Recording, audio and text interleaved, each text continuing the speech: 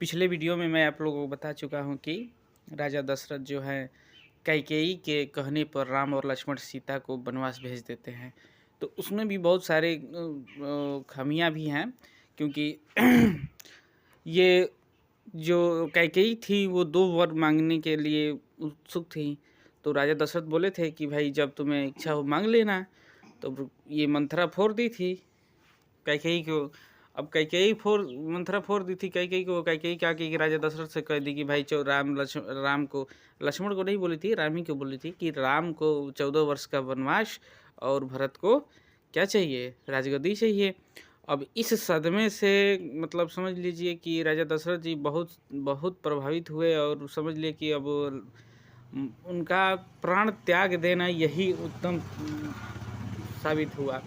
तो क्या हुआ कि जब सुने राम जी की भाई माता जी हमारी है जो कैकेयी वो हमको बदमाश 14 वर्ष का हो स्वीकार कर लिया। अब लक्ष्मण जी की बात आई तो लक्ष्मण जी बोले कि ऐसा है कि राम के बिना लक्ष्मण कहाँ रहेगा, ठीक है ना।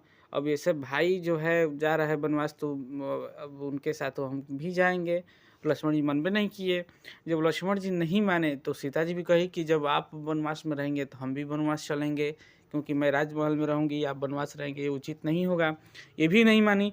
अभी तीनों लोग तैयार हो गए, राम लक्ष्मण सीता। अब क्या हुआ कि ये लोग तैयार तो हो गए जाने के लिए। अब इधर राजा दशरथ जी का मतलब पूरा बुरा हाल था। अब ये समझ लीजिए कि नहीं होता है कि अब शरीर से आत्माएं छोड़ चुकी थी इनके, बस ये कोमा में चले गए थे, कुछ इनको सूझ नहीं रहा था। अब क्या किया जाए। तो अब जैसे ही पता चला, अब जैसे ही निकले इधर राजा दशरथ जी का मतलब रो रो के बुरा हाल। अब क्या हुआ कि उधर राम जी निकल रहे हैं, गाँव वासी वो जितने भी थे राम जी को घेर लिए थे कि भाई हम आपको जाने नहीं देंगे, वनवास नहीं जाने देंगे, आप हमारे राजा हैं, ये हैं वो है। पूरा समझ लीजिए कि पूरा गांव का पलटन ही वहाँ उनके साथ वहाँ पे भिड़ गया था। अब राजा राम जो है दशरथ जी के तो विदा ले लिए। अब विदा तो ले लिए, लेकिन ये हुआ वहाँ केवट के सैनिकों ने देख लिया कि भाई देखो राजा दशरथ जो हैं उसकी पताका लेकर आ रहे हैं। तो अब इनके में आता कि भाई युद्ध के लिए आ रहे हैं कि मित्रता के लिए आ रही है, समझ में नहीं आ रहा है। तो ये जाके केवट नहीं था, वो कोई दूसरा जैसे कुछ था। तो अब वहाँ पे गए तो उनके मित्र उनकी सेवा की, कही चलिए महल में। कहा कि महल में नहीं जाएंगे, हम यही पेड़ के नीचे सोएंगे। अब ये पेड़ के नीचे सोए और वहाँ से ये निकल गए और आगे।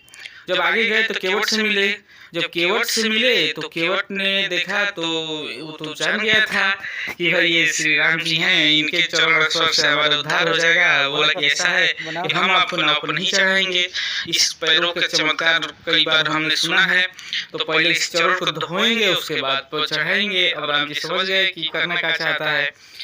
अब क्या हुआ कि वो गया अपने बुलाया धर्म पत्नी को और बुला के और राम लक्ष्मण सीता तीनों लोगों का पैर धोया और राम का चरण धो के पी गया। और उसके बाद से कहा कि जिसकी नैया ये पार लगाते हैं, इनकी आज मैं पार लगा रहा हूँ, तो ये हमारा तो नैया पार करा ही देंगे भवसागर की। तो ये पार करा दिया और उसके बदले में सीता जी ने उसको रिंग देना पसंद किया था वहाँ पे कि भाई ये अपना इथी ले लो, शायद वो नहीं